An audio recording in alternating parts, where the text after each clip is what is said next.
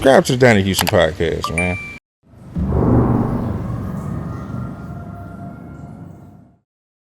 On the real, y'all watching the Donnie Houston podcast with the legend Mobo Joe, the pioneer of New Orleans gangster rap. On the real.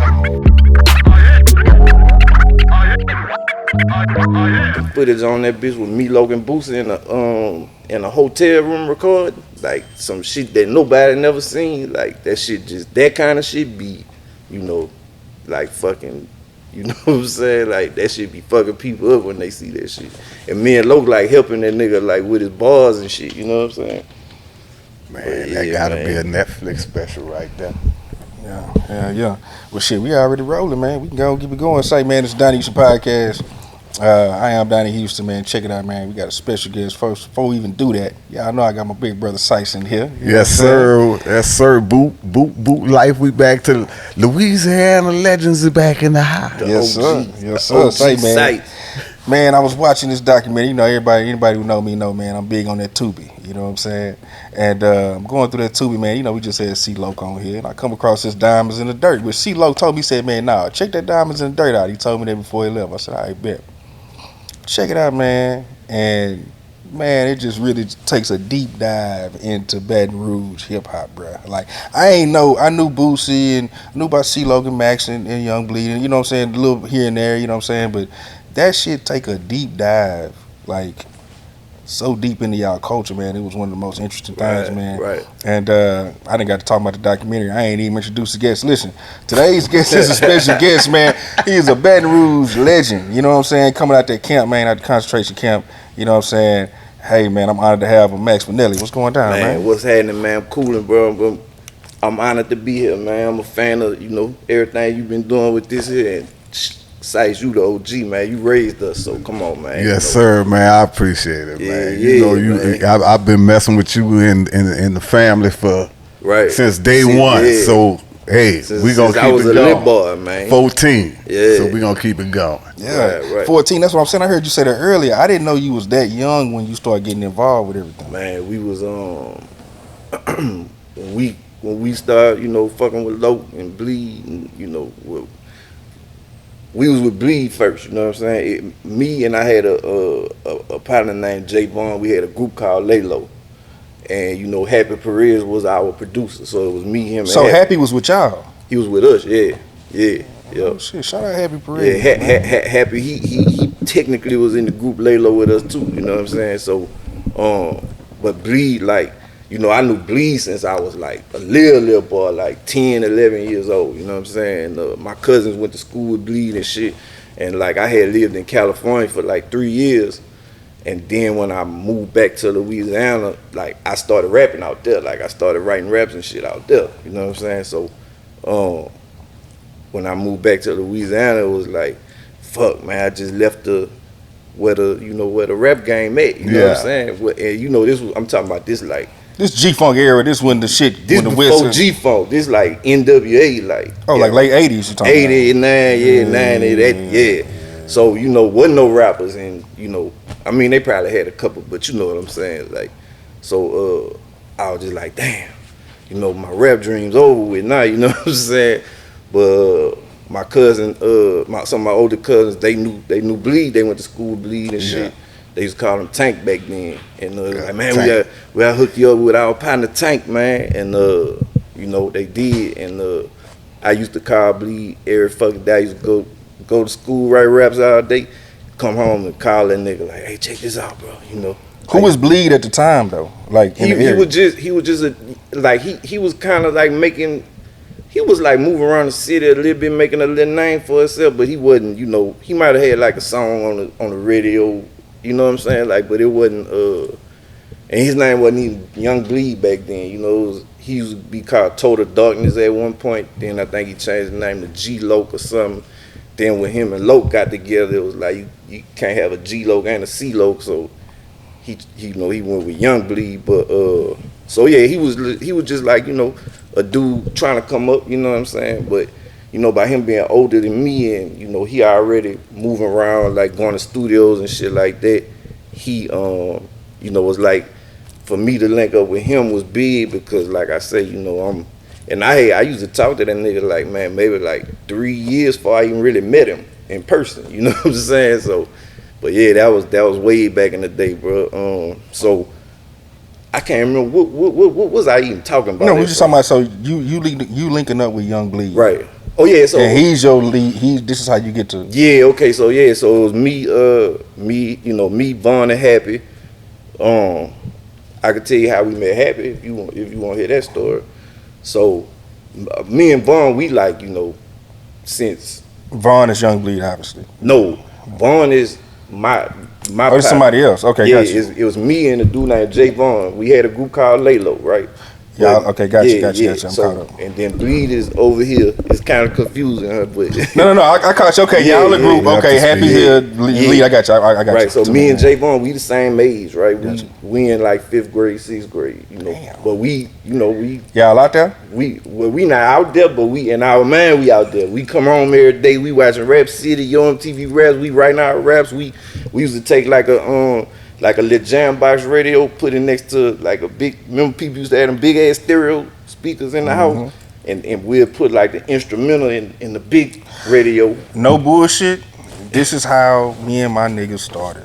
Yeah. When I started DJing, that's what it was about, bro. Like right. You play the radio here, and then the one got the mic on there, and you press record. Yeah. Exactly. So that's what we would do. We'd be squatting down. Hit record, play the instrumental, and then we rapping our shit. So that's how we made tapes, We used to go look for, remember they used to have singles back then, and they had like a song and the instrumental on the other side. So we looking for anything with the instrumental on that bitch. And we, so we get to high school, right? Now, like I say, I'm connected with Bleed already when I'm in middle school, so I got that little, connection, but like we just hollering every now and again, we get to high school, we in 10th grade, and then so one day Happy came to our school, right? And his parents had moved like from Houston to Louisiana because his stepmom, I think, like people was from Baton Rouge or something, right? And they ended up out there. His pops was working out there or something. So he came to our school, and like they ain't really had too many Mexicans in Louisiana back then. You know what I'm saying? But for me being in California for them, years, I was cool with a lot of Mexicans. So I told my partner Vaughn, I say, man, let's go fuck with the essay, man. I'm calling them the essay and shit. So we just pull up on them, man. What we was doing was rapping every day, bro. Like that's what we did. When you say pull up on him, Happy was already doing music? No. We at school. He's sitting down at the. Oh, y'all just fucking with him? Just we finna walk up on the Mexican cat and go let's go holler at the essay, man. You know what I'm saying? So we just go. He's sitting down at lunch by himself. So me and Vaughn just rolled up on him like, man, what's up, bro? We introduce ourselves and shit. And so we just boom. We start beating on tables and freestyling and shit, rapping, cause that's what we do, nigga. We do this shit all day, every day. You know what I'm saying? And so it just so happened. Happy was like, damn. He was like, man, y'all be fucking with that rapping and shit. Like, yeah. He said, man, check this out. I got like this little keyboard at my house, and I be making beats and shit, right? So we like straight up. You know what I'm saying? Like, what's the odds of all this shit coming together like that? So we went to house after school one day, and man, I swear to God, bro, he had a keyboard this big, a Casio. And bro, the shit, like the way he was making beats on this bitch, cause you couldn't even like record and loop the beat on there. You know what I'm saying? It was just, that's how small it was. It didn't even have the loop. No shit. sequencer in there. Yeah. So he had to like record a tape and play the beat. You know what I'm saying? Then record again and play some more shit on top of it. Like it was. He had like a 4-track or something like that? No, where it was I think on the little keyboard you could put up to like maybe 8 instruments at the same time, but some type of way it was like a task, bro. It's like some kind of way he had to play the whole shit. You know what I'm saying? Like if the beat was 5 minutes, he gotta play that shit for 5 minutes, right? So we pull up on him. He letting us hear beats, man, and me and Vaughn, fuck, we like, man, you made this shit on that? You know what I'm saying? We tripping like.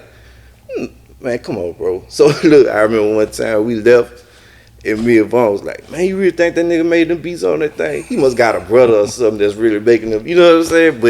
But yeah, so that's how, you know, all us came together, bro. And you know, once we locked in with Hap, bro, it was a wrap. You know, like we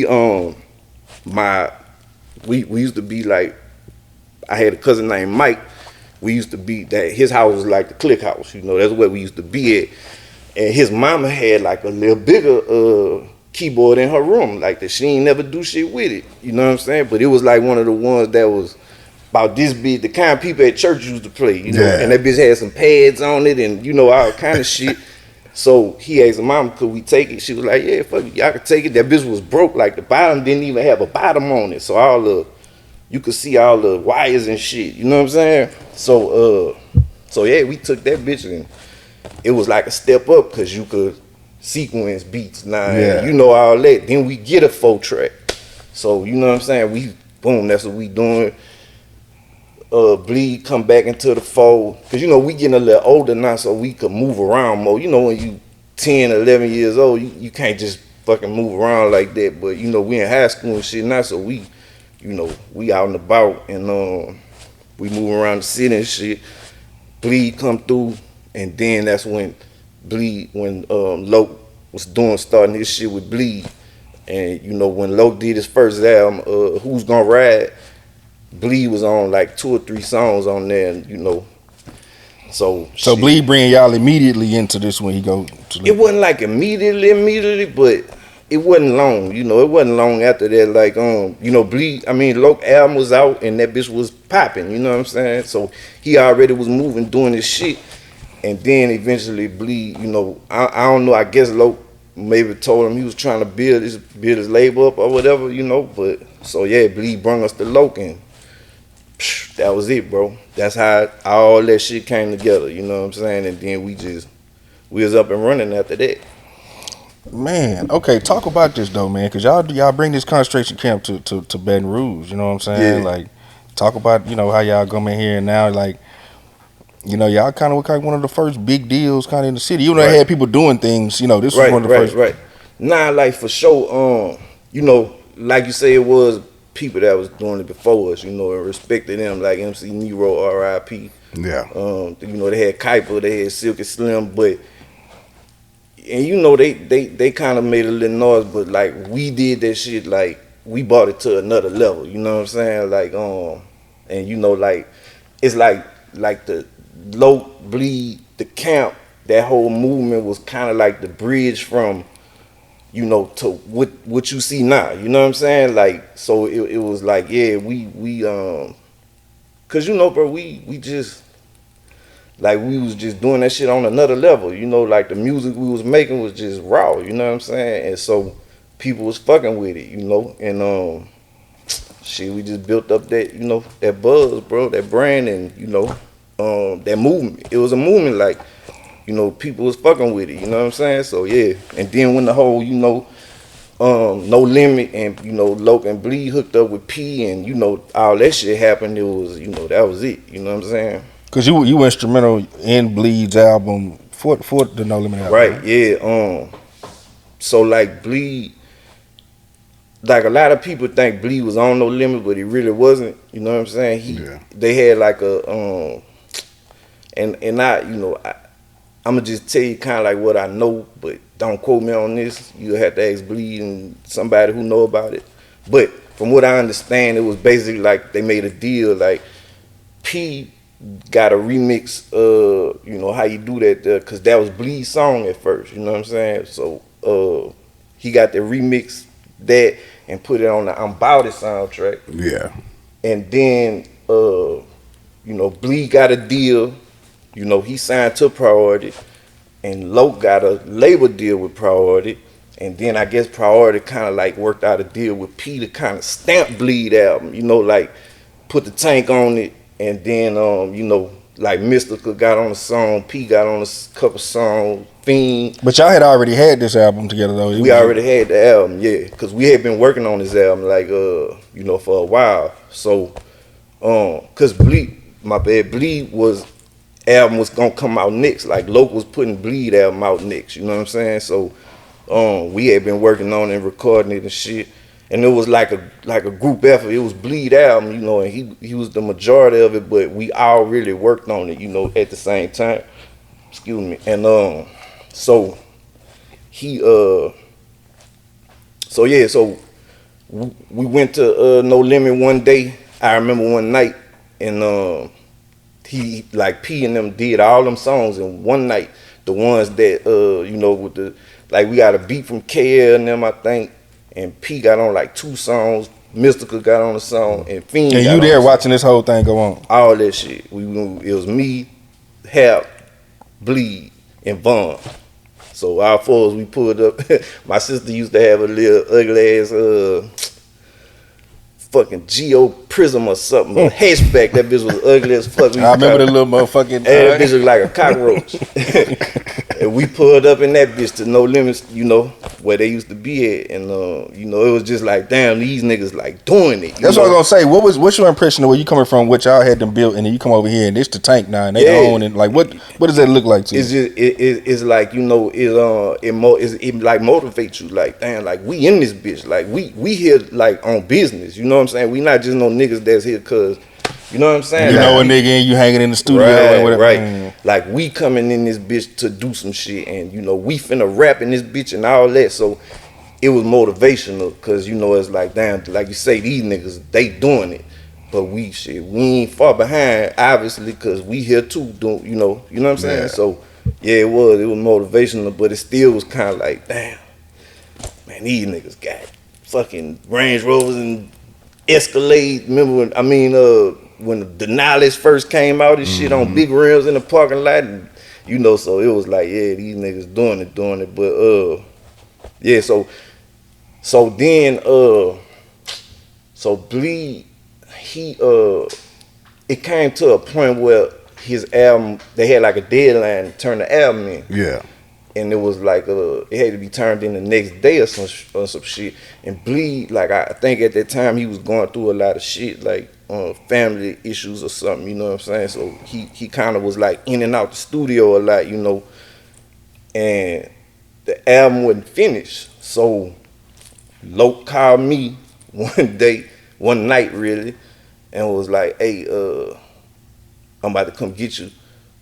Put you in the studio with Happy so you can finish Bleed album. You know what I'm saying?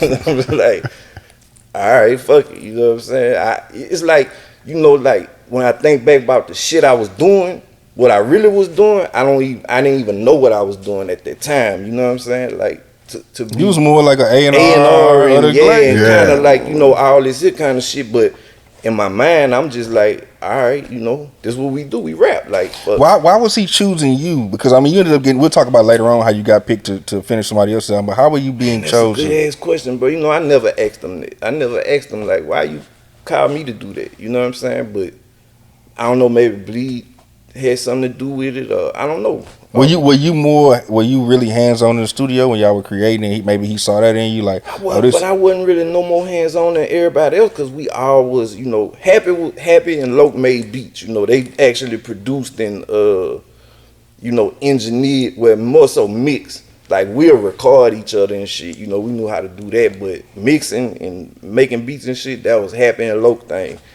But as far as, you know, just being in the studio, writing, you know, recording, whatever, we all was, you know, the same. You know what I'm saying? It wasn't no like I was doing more shit than him or him. We all did the same shit. So I can't answer that. That's a good. I never even thought of that question, bro. Like, why did he call me? But he did, bro. And I was at my cousin Mike house. The one I told you was our clique house, and they came pick me up and drive me off at the studio. Like, we used to have a studio in front of Loc house, like in the garage. Like, he turned that bitch into a studio, and shit, me and Happy got in that bitch. It was just me and him, and it was like what we got. And you know, so Bleeder had like, he might have like a song with a verse and a hook on it, but the rest of it don't have nothing. Or he'll have 3 verses but no hook. You know, it was just a lot of little things like that, holes for me to fill in and shit. So I did all this shit in one night, you know what I'm saying? And I had a song called Better Than the Last Time that we ended up putting on there too. Bleed had ended up putting a verse on it, and we used that on his album too. So that's why I'm on so many songs on that bitch. Like, you know, people that ask me like, man, you on like 5, 6, 7 songs on that album, you know. But that's why, cause it was like, you know, and you know what's crazy about that shit? You know what day this was? That night we got in the studio, we recorded, did all that shit, and that next morning I remember, cause we slept in the studio. We like. Remember them, you know that shit that go under carpet, that little pad and shit that you roll out? Yeah. We used to have that shit all on the walls and shit, but we had big rolls of that shit in the studio. So we that's what we slept on, that shit. But man, we woke up that morning and we went like out the studio into the house, and one of our partners called and was like, "Hey man, y'all heard about Biggie?" And was like, "Nah, what happened? Man, they killed Biggie last night." That was that wow. day. Yeah, that night before that shit happened, bro. Yo, I remember the shit like it was yesterday, dog. But yeah, bro. So that shit crazy. That's crazy. Okay, Sykes, when did you start crossing over with Max? Then when y'all start crossing over? Oh, from the beginning. He was with Loc when Loc and them was coming down. You know what I'm saying? And then you gotta remember too, I was in Baton Rouge a lot. You know, like I remember when Baton Rouge, you know, had the swing beats. You know, like the MC Neuro type beats. Right. You know, like when they came, they changed the whole sound. Cause Baton Rouge was known for a different type of rap. You know what I'm saying? And when they came, it was like, whoa, okay.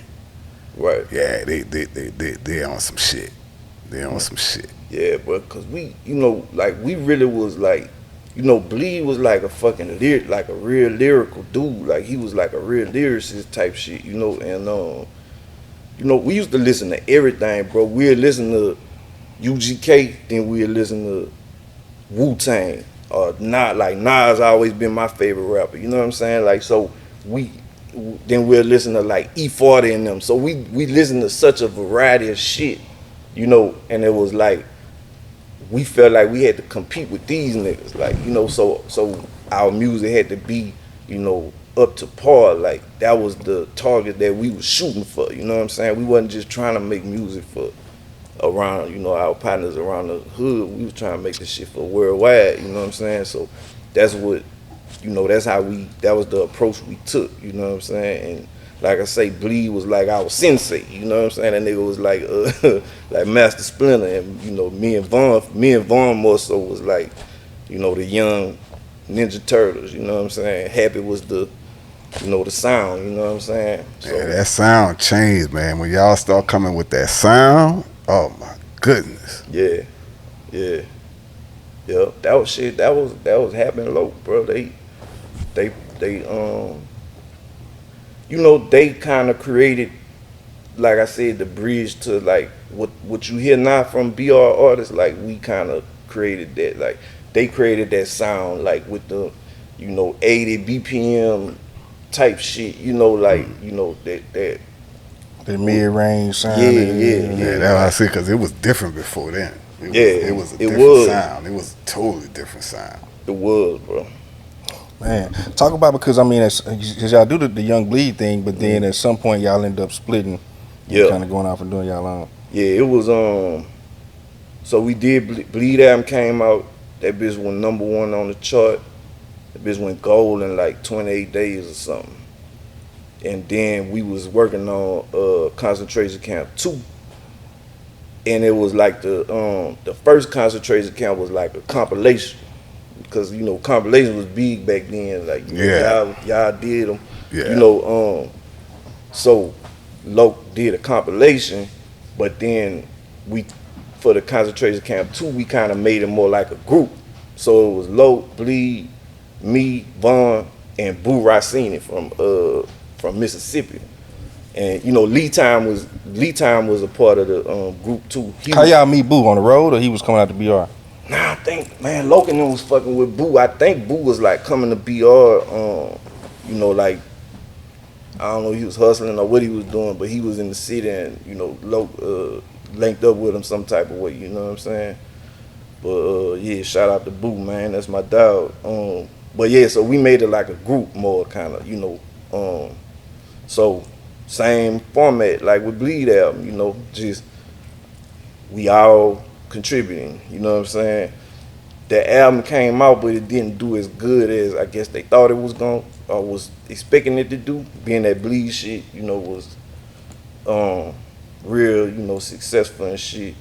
And then that's kind of like when everything kind of just started, you know, breaking down, you know, at our camp, you know. But you know, but it's like, you heard this story a million times, man. Like, yeah, when you got a whole bunch of niggas and we all young, you know, shit, we looking at Bleed and Loc like they, you know, them niggas used to be like grown men to us back then, but when you think about it, like these niggas, they really like 5, 6 years older than you. Yeah, you know, they like 22, 23 years old. Like, you know, you think about a 22, 23-year-old, that's like a kid, bro, you know, but them niggas got all this responsibility and shit on their shoulder, you know what I'm saying? So, and you know, you don't know how to navigate through that shit till you navigate through it, you know what I'm saying? So it's like, you know, everybody just kind of felt how they felt, and you know, Bleed eventually kind of pulled away from everything. He wanted to kind of like, you know, go on his own and do his thing. And you know, Loc, so me, Vaughn, and Happy, we kind of was like at a place where it was like, man, we didn't really want to pick a side, because you know, we got love for Bleed, we got love for Loc too, you know what I'm saying? And so we just chose to like, man, you know what, we gonna do our own shit. And man, we drove. I remember one. This is another funny story, bro. We left Baton Rouge at like, fuck, I don't know, it might have been. We got to, it might have been like 3, 4 in the morning or something like that. We bust out. We came up to Houston, and we drove straight to Southwest Wholesale, like early in the morning. As soon as that bitch opened up, right? And I'm talking about just on the whim, nigga. We just like, man, let's just go see what, you know what I'm saying, what we could do. And man, we pulled up at that bitch, and we hollered at Robert Gilliman. They took us to Robert Gilliman. Shout out Robert, man. Yeah, yes, it was sir. like, you know, it was like, fuck, we coming off, you know, a gold album, and you know, even though the camp shit ain't do that good, but it still did, you know, it been sold a couple 100,000, you know what I'm saying? And you know, it's like Happy, you know, fucking how you do that at that time was a huge record, you know what I'm saying? So it's like, man, this nigga gonna produce our whole album, and we, you know.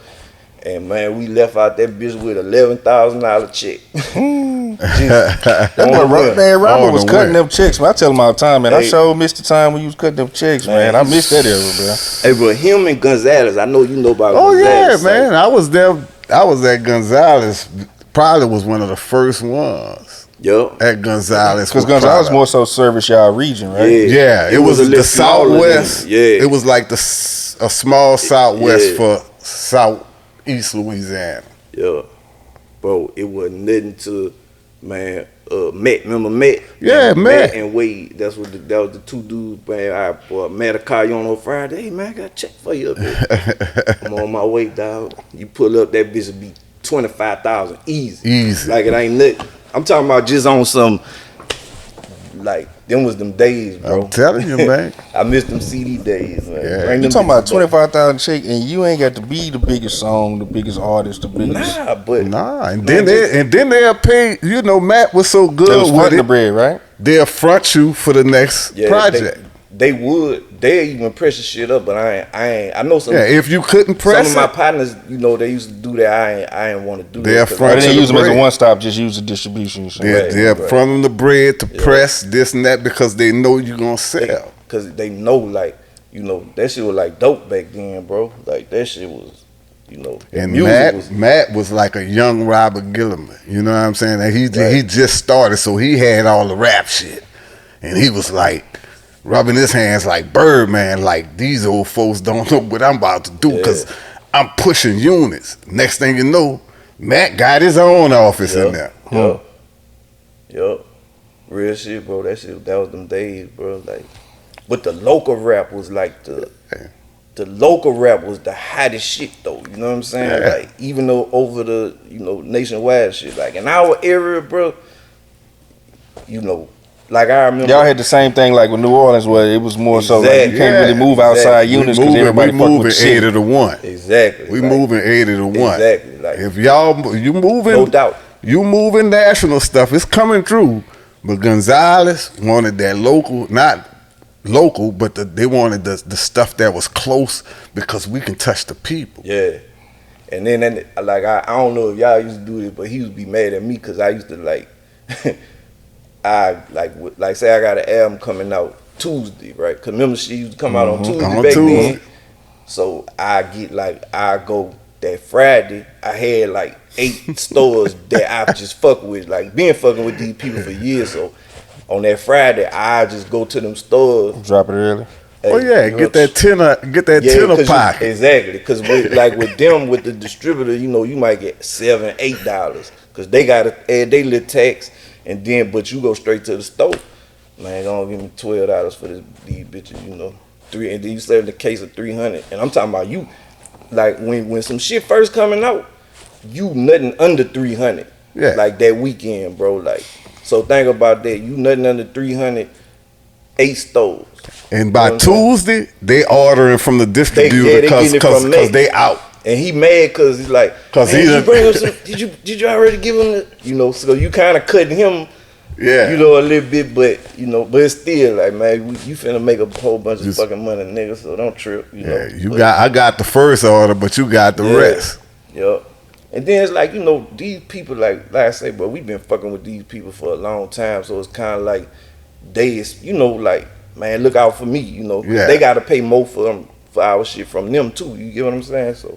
It's like, man, it was mutual respect. Yeah. It was mutual respect. Matt was young, so he knew how to, he knew it was a give and take. You know what I'm saying? He knew it was a give and take. He knew what time it was, but yes, sir. Them was them days, bro. But yeah, so how long did y'all stay within that time of y'all and Happy before y'all went back and started the new regime of like a year, so we put that album out in '99, right? It was called Simple and Plain, Lay Low, Simple and Plain.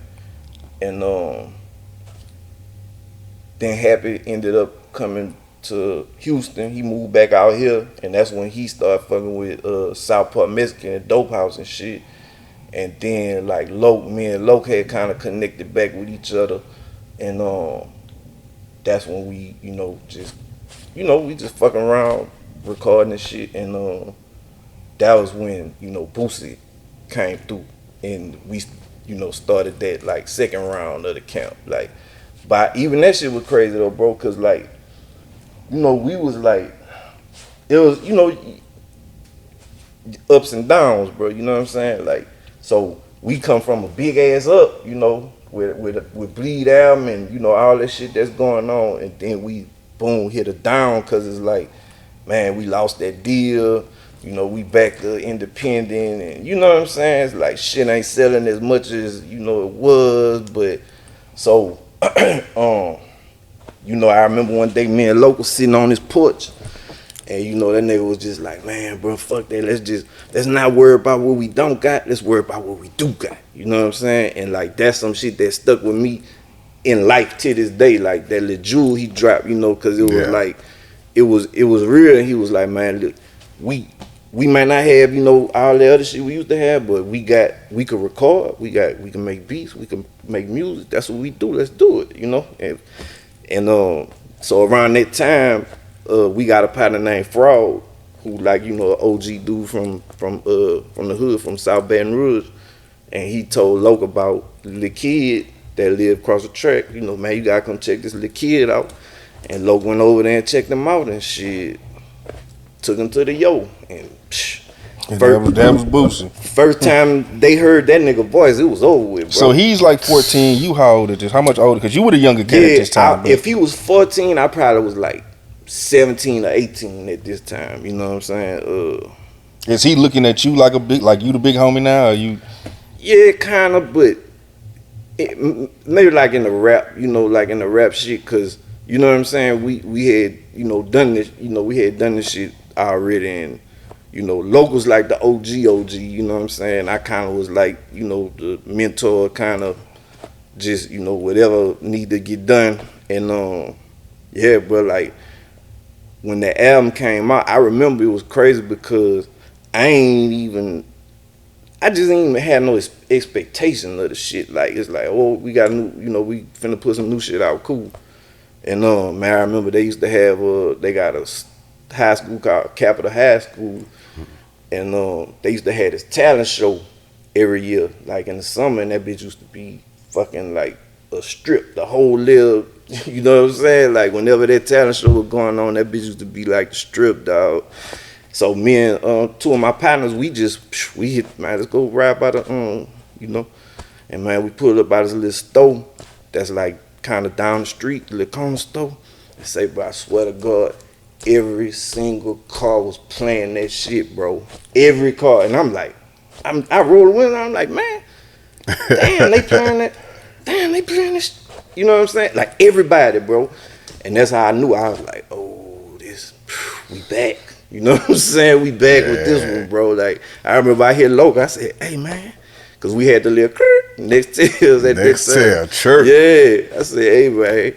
Shit, bro. We in business, bro, you know, and that shit, so that album, that year we did 3 albums, we dropped 3 albums. Loc had an album after that, but once again, it's the same formula, like, it's Loc album, but, you know, me and Boosie all over that bitch, you know what I'm saying? Vaughn came through for a couple songs, he was kind of in and out, but mainly it was just me, Loc, and Boosie, you know what I'm saying? And that bitch, when that bitch came out, that bitch took over, then that's when Loc got locked up, and we like Boosie. Boosie might have had like half an album done, cause you know his album was coming out next. Are you getting close to Boosie at this time, or y'all just kind of just mixing? Nah, we was tight. Yeah, we was tight, cause we used to go on the road, and you know, like we used to be traveling a lot. Me, him, and Loc, and you know, yeah, we was tight. You know what I'm saying? So when Loc got locked up, he had like a half an album done. He might have had like 5 or 6 songs. So once again, Loc, Max, I need you to take Boosie to finish the album for me. All right, cool, boom. So we came out here because Loc used to have a house like right off Fountain View over there, not too far from here, and you know he had got locked up, but he still had the house for that little time with studio and shit in it. And like with Boosie, you gotta kind of take that nigga away from, you know what I'm saying, from the hood and shit, cause he, you know, like to keep him focused, you know what I'm saying? So he was like, man, take him, you know, to my house out there, and man, y'all just try to finish that album for me, you know what I'm saying? So was Boosie the young one that was like, okay, he's young and he needed a camp, but like, man, we gotta go find him when it's time to do shit. We gotta just keep a hand on this young dude, right? Kinda. He was serious about the music shit though, so I ain't gonna say you had to find him, but you know it still was kind of like, you know, that nigga. It's a real street cat. Yeah, ain't no telling where you gonna find him. You know what I'm saying? Or what he doing? You know, so that's how it was, bro. But he was serious about his music shit though. You know, he gonna come record and come do shows and shit. You know what I'm saying? So yeah, shit. We came out here. We might stayed out here for like a week and a half. Did the rest of the songs. Went back to BR and this a funny story I can tell you about that. So Loc telling me, Max, whatever you do not give Boosie a copy of that album, bro. Do not give it to him, right? I'm like, all right, Loc, I got you, bro. I'm not gonna give it to him. So you know, Boosie, hey, man, let me get a copy of my shit, man, because we had got a master, you know, where you get the little master copy, and you waiting on the CDs to come back. You got that master, right? So I said, Boosie, I'm going to give you a copy of this bitch, dog. Do not let nothing happen to this, bro, because that shit was like, motherfuckers was waiting on that shit, bro, like, you know, that shit was like hot crack, you know what I'm saying? Nah, bro, nah, I got you. So I give him a copy of that bitch. About 2 days later, I pull up to the barbershop. Niggas out there saying, I got that Boosie album, got that Boosie album. Fuck. But I really think like that nigga just couldn't wait for people to hear his shit though. You know what I'm saying? Like he just being young and anxious, not really realizing like, nah, you cutting the money, nah, right. It's a, you know, I had to hit that one. Man, I told you don't get that nigga the album, man. But I mean, it was all good though. You know what I'm saying? But yeah, so when that album came out though, shit. I mean, he already was like the hottest off of, you know, the Camp album and the Loc album. So when his shit came, you know, that was just it's going down well wrong and that is his beat. Yeah. So Happy did that. Like we came out here and Happy, you know, did like a few of the beats to finish that bitch off. Happy mixed it and shit too. Like he mixed that shit. He mixed all them songs in like 2-3 hours. Like it was just right because we was waiting to come back to Louisiana, and he was just mixing them bitches. But I mean, you know, it ain't the best mix if you listen to it now, but you know, back then. Shit, it was rolling back then. Right. You using different technology too. Yeah, because we did that shit on 1680s. Exactly. Yeah. We did that shit on 1680s. And 1680s was bad. That was some bad machines. Yeah. That's the Tascam, right? Rolling. Yeah, right. Rolling. Yeah. All right. Yeah. Tascam was them D88s. And D88s. Yeah, my bad. I'm kind of old. Yeah, I'm kind of old, but yeah. But shit. But that's how the technology we recorded was. on them too, though. Yeah. Yeah. Where the D88 took the lid tape, but them 8-dash was took like the VCR big tape. VHS tape. Yeah, them big VHS I had tape. like 2 duffel bags, like when Loc got locked up and shit, and I had all the shit that was in the studio. Big duffel bags, a number of VCR tapes in that bitch. And niggas would think I got like movies in that bitch. Like, nah, there ain't no movies, dog. That's all music. Yeah, that's this shit right here, bro. But yeah, bro, I got buku stories, bro. Like, cause you know, I even like when Hap came out here and started fucking with Dope House Records and shit. Like I did 3 albums with them. You know, with Lone Star Riders. No shit. Yeah. Yeah, man. Bro, you been around so much. That's what I'm saying. That y'all got to go see Diamonds in the Dirt, yeah, bro. And like, Diamonds in the Dirt don't even tell the whole story. You know what I'm saying? Like, we working on Diamonds in the Dirt 2 now, which is like, you know, Diamonds in the Dirt 1 go from 1985 to year 2000. Diamonds in the Dirt 2 gonna pick up in like 2000 to like 2010. So everybody who came, you know, in that period, you know, the whole jig movement and all that shit. Yeah. Oh man, that one gonna be. Yeah, it's hard. Yeah. But we got the trailer out and shit for it. We dropped the trailer for it not too long ago, and shit, we got Diamonds in the Dirt recap, which is like a kind of behind the scenes, extended clips and interviews for Diamonds in the Dirt. That should be out like in the next couple of days on Tubi and shit. So yeah, man, y'all look for that. But yeah, bro, I did Lone Star Riders. That was a group with me, Baby Bash, Southpaw Mexican, Low G, Russell Lee, Grim, and Rashid. I think that was it. But we had like if you go look at them albums, like it was one called what's that shit called? Wanted? But we all had like Cowboy. I know what you're talking about with the one. I know exactly what you're talking about. Yep, you'll see me on there. I'm the only nigga from Louisiana that's a Lone Star Rider, man. But that shit was dope, bro. I went on tour with them Southpaw Mexican and shit.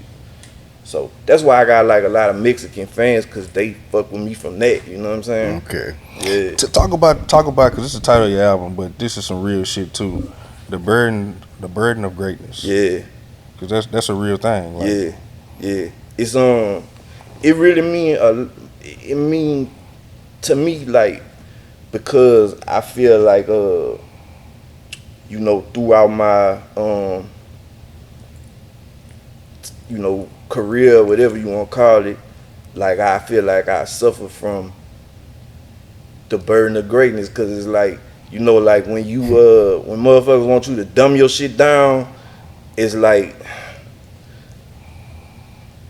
all right, I guess I gotta, you know, and then like where we at, you know, it's like, man, these motherfuckers like a certain thing, so you kind of gotta feed them, but still figure out a way to, you know what I'm saying? And so like, to me, in the grand scheme of things, I feel like, see, niggas that ask me like, man, Max, you feel like, if you would have dumbed your shit down, you would have blew up more, right? Yeah.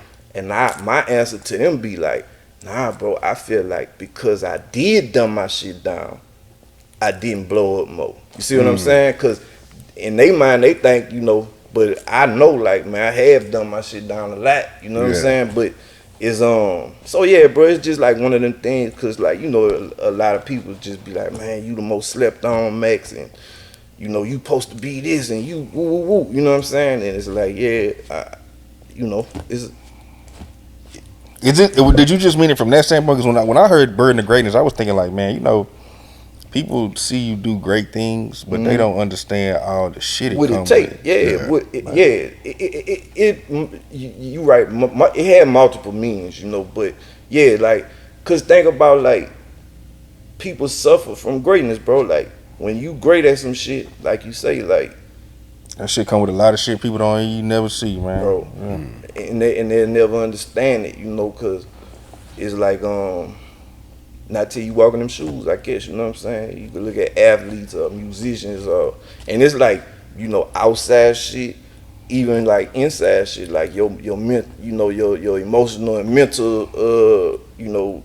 We could touch on that because you kind of talked about that in the documentary, and that's a big thing in hip hop that either people don't acknowledge or recognize how like they really starting is. To now, you know, a lot in this day and time, a lot of people starting to talk about that shit, bro. But you know, back like when we was coming up, wasn't nobody, you know, it was like you couldn't even admit to no shit like, man, I'm depressed or I'm that nigga bipolar. They'll drive you like, oh man, that nigga get a check, you know, that type of shit. But nah, that shit real, bro. And like I feel like we all suffer from that shit some type of way, because especially like, you know, if you come from like them environments like we came from, dog, like think about like, bro, like you've already seen so much before you even try to do this other shit you trying to do. Yeah, but just think about this, bro, like, and I know you too, Size, like, bro, I know personally like at least 20 people that have been murdered.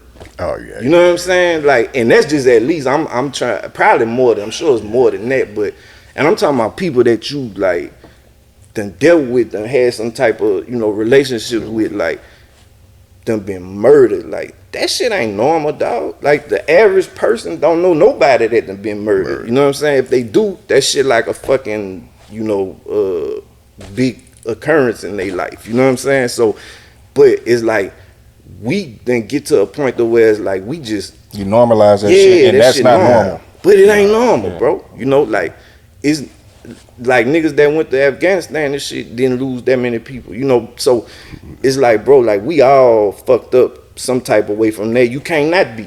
You know what I'm saying? You can't not be, bro. Like, so, you know, just dealing with all that shit and looking for the just ways to, you know what I'm saying, like, find some type of comfort or you know, just a way to cope with, you know, all the shit that be going on, bro. But yeah, like, that's where I was at with it, with the Burden of Greatness shit. Like, kind of feel like, you know, you great at some shit, bro. Like, you suffer for that shit on some type of level. You know what I'm saying? But yeah, man. Do you think y'all will ever do like one more camp album? You, Boosie, Loc, maybe Bleed, you know what I'm saying? Perez, you know, Happy on the production or something like that, or EP, 4-5 record, something? Probably not, bro. Honestly. Wow. I be trying to be 1,000 with people. Like, I don't see it. Not with everybody for sure. I doubt it, bro. You know, I kind of just look at that shit like, man, bro, it was like a thing at a time, and a lot of people, you know, have love and is near and dear to their heart, and I understand that, because I got shit that's like that I be like, man, I wish them niggas are, you know, this and this, but it's like at the same time, you know, behind the scenes, it's a reason why they not doing X, Y, Z or whatever. You know what I'm saying? Yeah. So, to me, it's just like I just try to tell people like, man, it was just a thing at that time, bro. Just it was to be appreciated at that time, and you know what I'm saying. Now it's like we on to the next. You know what I'm saying? Everybody kind of just scattered and doing their own thing, and I would love to see it though, bro. Like I know it'd be huge. You know what I'm saying? Especially in BR, like, but being 1,000, bro, I doubt it. You know what I'm saying? I doubt that it'll ever happen, bro. Yeah. Did you? Because I mean, Boosie then went on to be his own.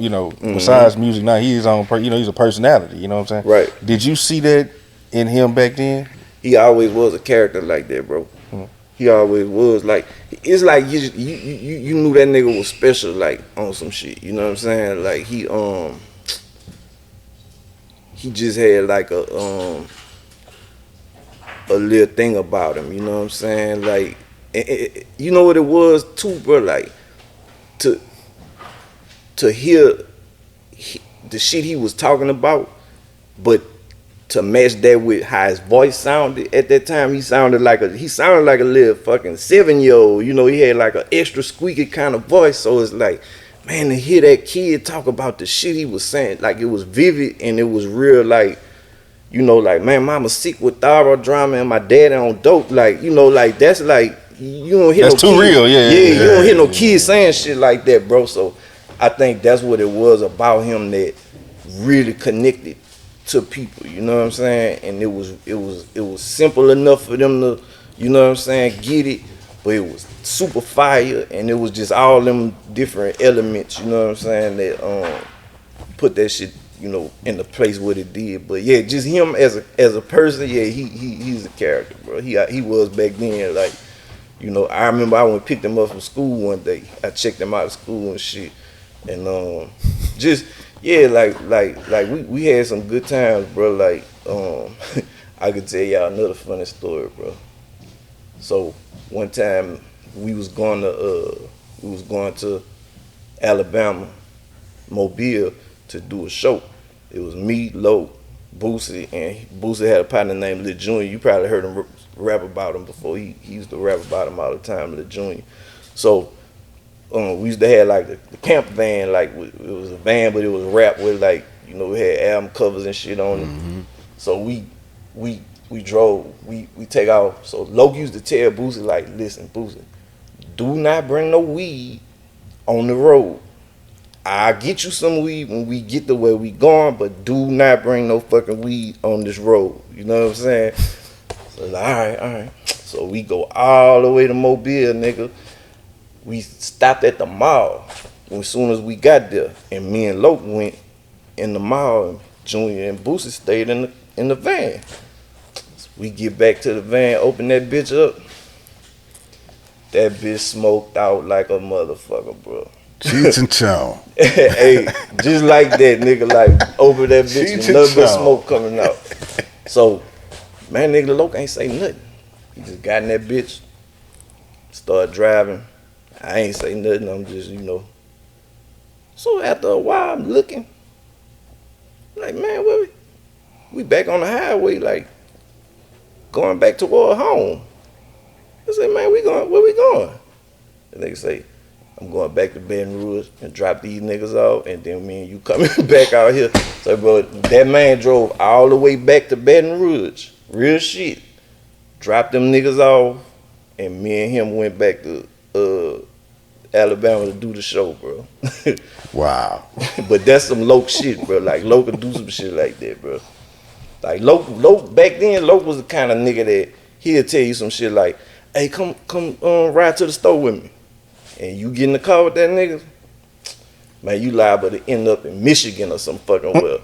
With no clothes, no nothing, like, you know, no clothes to change or nothing. This nigga just, but he'll do that shit to people, like, and like it was funny. You know what I'm saying? Yeah, bro. Shout out C-Loc, man. Hey, shout out to Loc, man. Yeah, for sure, man. Well, shit, dog. Man, I appreciate you coming through, man. I gotta link up with you again, do some other shit, man. Yeah, man. Especially when that new movie dropped. Yeah, for sure.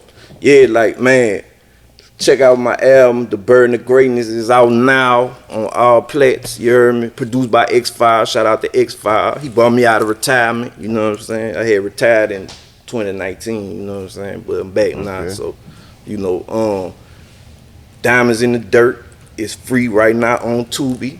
Go check that out. You ain't got no reason not to. It's free. And it's on Tubi. Shout out to Tubi, man. You heard me? Diamonds in the Dirt is out now. Diamonds in the Dirt recap. By the time this come out, it might be out now. If not, it'll be out in a couple of days. But Diamonds in the Dirt recap on Tubi. Make sure you check that out. It got like behind the scenes footage, extended interviews, shit that wasn't on the movie at all. It's all brand new content. You know what I'm saying? And it got like a little interview with me. And shout out to my dog Super Mike. He like did a little interview with me, kind of like this, a little setup, talking about, you know, what I went into making Diamonds in the Dirt and what was my, you know, why did I want to make it and all that kind of shit. You know what I'm saying? So y'all be on the lookout for that, man. Shit, I appreciate y'all, bro, for having me. You know, this love, bro. I come back anytime, man. I fuck with y'all, man. 100. Come on, man. You know I got you all the time. Yeah. Day one. Man, it is, man. Sice, you got something before we close out, man? Oh, no, man. Shoot, boy, look. Donnie Houston be throwing down. I ain't gonna tell you what club, because I don't know if we getting paid promotions or not, but hey, bro. Woo. Y'all need to be there on a Friday. Follow me on the gram. Y'all know what it is, man. Find out what club he talking about, man. I'm Donnie Houston on Instagram, Twitter, all that. You know what I'm saying? Sice, Max Minelli. I'm Donnie Houston. It's Donnie Houston Podcast. We're up out of here. Donnie Houston. Subscribe to the Donnie Houston Podcast, man.